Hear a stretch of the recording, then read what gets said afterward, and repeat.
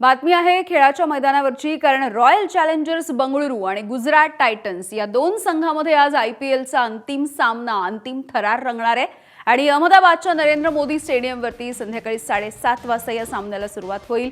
दोन्ही संघ यावेळेला दुसऱ्यांदा आयपीएलचं जेतेपद पटकावण्यासाठी आमने-सामने येणार आहेत। गतविजेत्या बंगळुरूनं पहिल्या क्वालिफायर सामन्यामध्ये गुजरातला हरवलं आणि थेट अंतिम फेरीमध्ये धडक मारली, तर गुजरातनं दुसऱ्या क्वालिफायरमध्ये राजस्थान रॉयल्सवरती मात केली, दमदार कमबॅक केलं आणि फायनलची ही स्पर्धा गाठलेली आहे।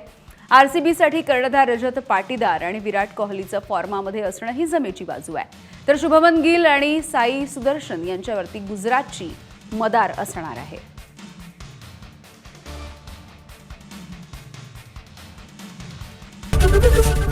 एबीपी माझा, उघडा डोळे बघा नीट।